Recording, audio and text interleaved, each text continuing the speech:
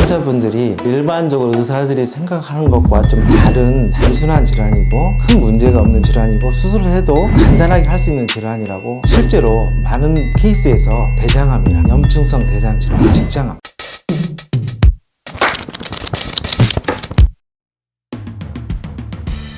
안녕하십니까. 서울 송도병원 대장학문외과 전문의 송석규입니다. 이 학문에는 여러 가지 많은 질환들이 있습니다. 그 중에서 대표적으로 우리가 말하는 질환이 치액, 치열, 치루를 말하고요. 이 세 가지를 통틀어서 치질이라고 정의하고 있습니다. 먼저 치액은 우리 항문 안쪽에 항문 쿠션이 존재하는데 이 쿠션의 역할은 배변을 원활히 하고 부드럽게 하기 위한 쿠션인데 이런 쿠션들이 복압이 증가하거나 배변치 항문을 계속 힘을 주기 때문에 더 비대해지고 늘어지고 또한 항문 혈관에 우열이 생겨서 안에 조직으로 남아있거나 배변 시 항문 밖으로 밀려나오는 그런 조직들을 말하는 것이고 치열은 변이 딱딱하거나 설사를 할 때 그래서 항문 안쪽에 피부나 점막이 찢어져서 생기는 질환을 얘기를 하는 거고요. 치루는 항문 안쪽에 염증이 발생해서 관략근을 뚫고 항문 밖의 피부로 연결되는 질환을 얘기하고 있습니다. 단수는 항문 안쪽에서 염증이 생겨서 관략근, 내 관략근과 외 관략근이 있는데 그중 그 내외 관략근의 일부를 뚫고 피부로 나오기 때문에 수술 시행해도 관략근 손상이 적은 치료를 얘기하는 것이고 복잡 치료는 말 그대로 항문 안쪽에서 염증이 생겨서 내외 관략근을 뚫기도 하고 그 위에 항문 거근 쪽으로도 올라가서 많은 관략근과 근육들을 침범해서 수술 시에도 역시 관략근 손상을 초래할 수 있는 복잡한 상황을 말합니다. 자, 일단 치액은 특징적인 증상이 뭐냐면 배변 시에 무통성 출혈입니다. 대변 시에 밝은 선홍색 피가 나오는 걸 말하고요. 그 외에 치액이 진행이 되면 조직들이 밖으로 나오는 탈홍 증상이 있을 수 있고 또한 혈전성 치액이나 교획성 치액 같이 염증이나 혈관이 터져서 나타날 때 통증을 동반하기도 합니다. 치열은 항문이 찢어지면서 나타나는 증상이기 때문에 대변 시 항문이 찢어지고 아프고 밝은색, 선홍색 출혈을 동반하는 질환입니다. 특히 변비가 심하거나 왜냐하면 변이 딱딱하거나 굵을 때 얘기하는 거죠. 또 사람들은 설사같이 이렇게 변이 무르면 치열이 안 생긴다고 생각하지만 실질적으로 대개 설사나 변비 시에 많이 발생하는 질환입니다. 변비는 변이 딱딱하거나 굵기 때문에 항문을 통과하면서 점막이나 피부를 잘 찢게 되고요. 그리고 설사는 계속적인 반복적인 설사 때문에 점막이 자꾸 자극이 돼가지고 찢어지면서 배변 시 통증과 출혈을 주 증상으로 합니다. 치료는 급성과 만성으로 나눌 수 있는데 급성의 치료는 뭐냐면 항문 농양이라고 우리가 부르고 있고요. 갑자기 항문 주위가 부어오르면서 통증을 느끼게 됩니다. 이게 이제 고름이 찼다는 얘기고요. 그래서 치료의 급성기라고 말합니다. 만성적 치료는 우리가 일반적으로 말하는 치료를 얘기하는데 아까도 얘기했듯이 항문 안쪽에서 염증이 생겨서 바깥쪽으로 피부와 연결되는 증상이기 때문에 주로 통증보다는 외구에서 분비물이라든가 아니면 혈액이 같이 섞여 나오는 증상을 가지고 있습니다.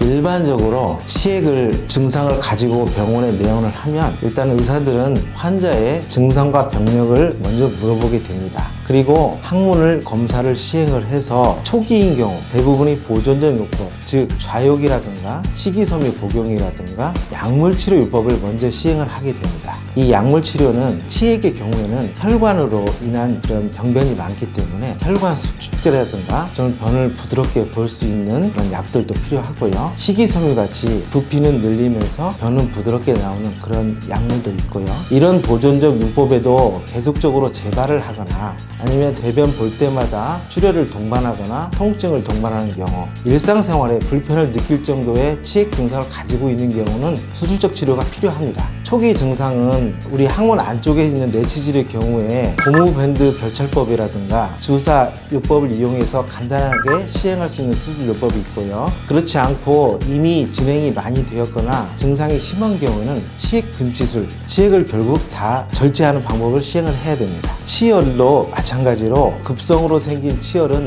단순한 피부나 점막만 찢어져 있기 때문에 좌욕이나 식이요법으로 충분하게 치료될 수가 있습니다. 하지만 급성 치열이 계속 반복적으로 진행되거나 만성으로 진행돼서 항문 자체가 충분히 열리지 않고 배변 시마다 통증이나 출혈이 심한 경우, 변보기가 힘들 경우, 이런 경우는 수술적 치료를 시행하게 되는데, 항문 힘이 강하지 않고 찢어진 곳만 있을 경우에는 그 찢어진 곳을 충분히 절제를 해서 그 상처를 다 낫게 해주는 간단한 시술법도 있고, 또한 진행이 오래돼서 만성이 된 경우는 일부 관략근, 즉 항문 힘이 너무 강한 관략근을 일부 절단을 해줘서 항문이 충분하게 이완이 잘 될 수 있도록 하는 수술법을 사용하고 있습니다. 치료의 급성기인 농양은 간단하게 절개 및 배농으로 해결될 수 있고, 만성으로 진행된 치료는 치료의 내공과 외구를 연결하는 치료관까지 전체적으로 절제를 해야 재발을 하지 않는 그런 질환이며, 복잡 치료의 경우는 수술 시 관략근 손상이 많이 될 수 있기 때문에 가능한 한 충분한 검사를 시행해서 확실한 원인을 찾고 나서 관략근을 보존할 수 있는 술식을 사용을 해야 됩니다. 특히 저희 병원에서는 복잡 치료의 경우에 관략근의 손상을 최소화하고 재발의 위험성을 낮추는 그런 시술 방법들을 지금 사용을 하고 있습니다.